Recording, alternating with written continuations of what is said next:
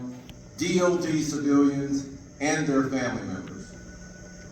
He also gives direct and area oversight to 122 chaplains and religious affairs teams.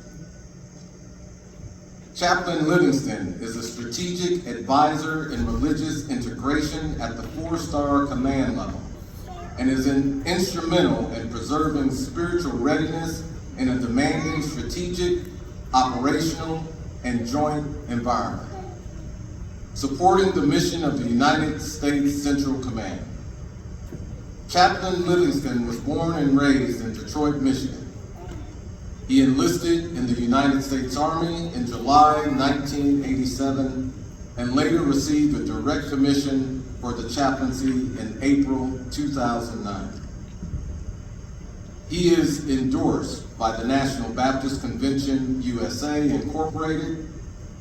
He also serves as a senior pastor here at Walnut Grove Missionary Baptist Church, Clarksville, Tennessee.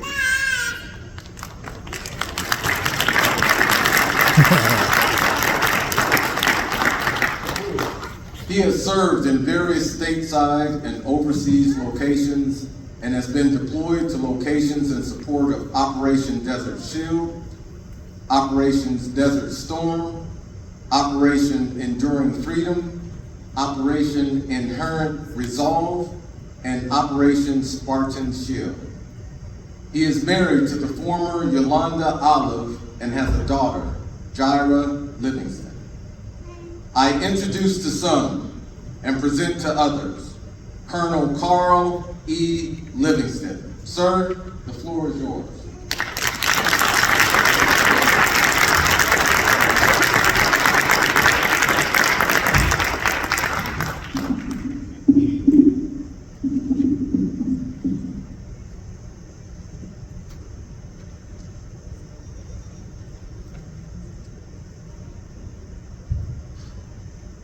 Thank you, Chief Martin, for presiding with extreme professionalism and excellence. Thank you, Pastor Harbin, for that fervent prayer that has stirred our souls and has invoked the presence of God into this ceremony in a profound way. JR, your voice is as smooth as butter, and the way you hit every note gives us all chills. Thank you for singing the national anthem, as well as the honor guard for honoring our nation and providing prestige and majesty to this occasion that it deserves. To Samuel, thanks for your service to God and country and for being a supportive husband. You were the action officer and putting the ceremony together, and you did an impeccable job.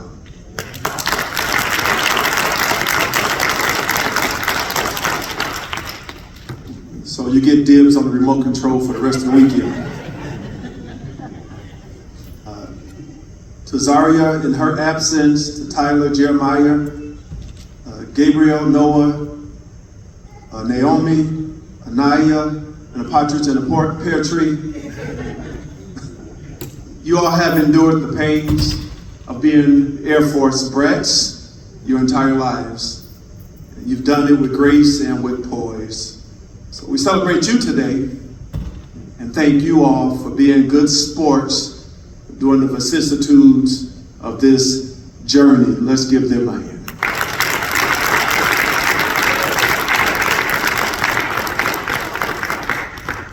To Wendell and Theresia Boone, to Charles, and in her absence, Victoria Bush, thank you for being supportive parents and for reaching in to lighten the burdens that come with being war fighters. When this Boone married this Bush, we knew something good was bound to come out of it. The name Bush means blessing, or the name Boone means blessing. And so you parents made it possible for there to be a blessing behind every bush.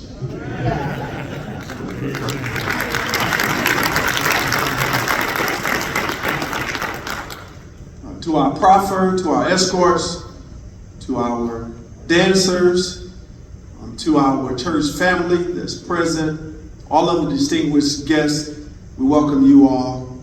Thank you for being here today as we celebrate the culmination of 22 years of honorable service to God and country by Technical Sergeant Kyra Bush.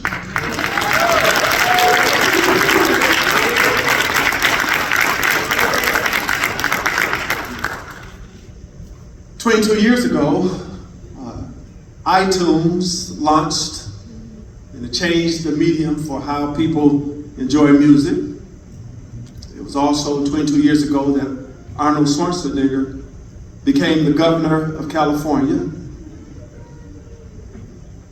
LinkedIn was launched and became the premier social media for professionals. 50 Cent released his single "In the Club." And by the way, what did 50 Cent do when he got hungry? 58. It was 22 years ago that Michael Jordan played his final NBA game and he received a 3-minute standing ovation. It was 22 years ago as well that LeBron James, he was drafted by the Cleveland Cavaliers into the NBA. It was also the beginning of the Iraq War, and Saddam Hussein was captured. And coincidentally, 22 years ago, I was elected to serve as a pastor at Walnut Grove Missionary Baptist Church.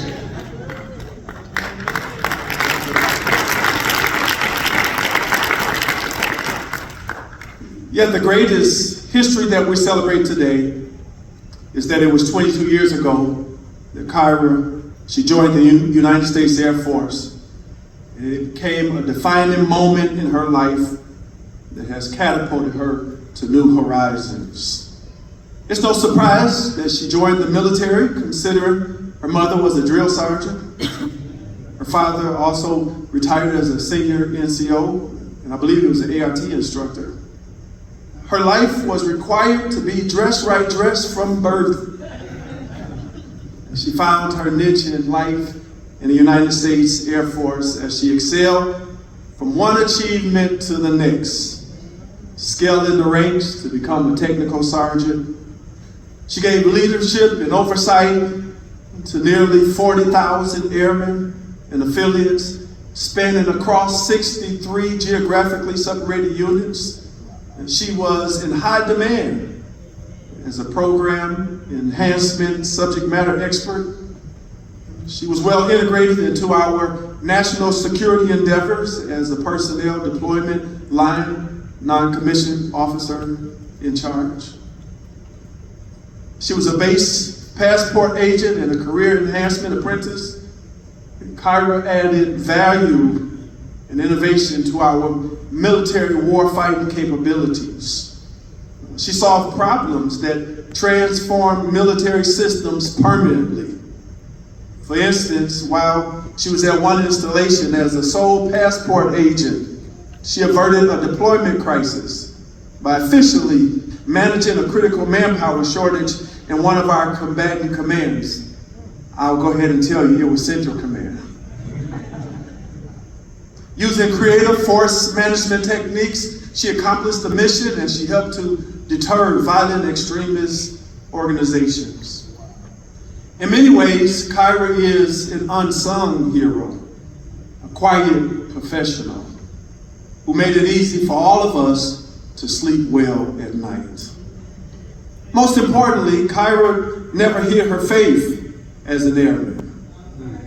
Her Christian roots that started right here in Clarksville and at Walnut Grove, it sustained her throughout her entire career as an NCOIC of Force Management, when she was part of a casualty assistance support team, as a personnel journeyman, as a personnel program manager, as a personnel readiness function technician, as a command reclaimer, a processing tool manager, as a formal training technician, as the NCOIC of the career department, of the NCOIC of the retirement, separation, and promotions, as the installation personnel readiness NCOIC, and all of her additional duties, deployments, and assignment she remained steadfast in her faith. She stayed involved in ministry, Bible studies, as a Sunday school teacher, and she stayed involved in worship. She made the workplace in the Air Force her mission field. And she remained steadfast as a witness for the Lord Jesus Christ. Her values influenced the military. And now, Kyra, as you prepare to take up your combat boots, does the Air Force say combat boots? I want to encourage you to continue steadfast in your faith. But I also want you to transpose your Air Force's values into your new normal as a retired airman. Those Air Force values that you live out throughout your tenure. Integrity first, others before self, and excellence in all that you do. Integrity first. Live every day with integrity. Proverbs 11:3 says, the integrity of the upright guides them, but the unfaithful are destroyed by their duplicity. So I encourage you to always do what's right, even if it's not popular or most advantageous at the time. Meanwhile, it will serve as a compass to guide you to a gratifying destination without guilt or regret. Keep your life's GPS programmed to integrity. Integrity first. Placing others before self. Your time as an airman has instilled in you to stand in harm's way, to be willing to pay the ultimate sacrifice on behalf of others. Take this value with you into your new normal as a civilian. Philippians 2:3-4 says to do nothing out of selfish ambition or vain conceit, but in humility count others more significant than yourself. Look not on your own interests, but on the interests of others. Giving yourself away is the same as taking fire from your candle and lighting another candle. When you take fire from your candle and light another candle, it doesn't diminish your fire in any way. Instead, it spreads your flame. It provides more light from those who share the flames that you share with them. So just as you have coached, mentored, and trained many others in the military, keep giving yourself away and lighting the flames of others. It is then you're most like Christ, who sacrificed his life for all of us. But finally, the third value, do everything with excellence. This embodies the center of gravity for Christianity. 1 Corinthians 10:31 says, whatever you do, whether you eat or drink, do all things to the glory of God. Let the motive behind everything you do in life stay consistent with the glory of God. It is then you will live life on purpose, with the right end goal in view. It was Rick Warren that said, God's glory is the essence of his nature and the weight of his importance, the radiance of his splendor and a demonstration of his power. The atmosphere of his presence. This duty of man is the glory of God. It is impossible not to achieve excellence in everything that you do when your goal is to give God the glory. So, Kyra, as you leave your watch, to use a Navy expression, integrity first, others before self, and excellence in all that you do. Your watch is complete. Enjoy the fruit of your labor in your next chapter in the you shall become. Thank you for your service to God and country Godspeed as you go to the next phase.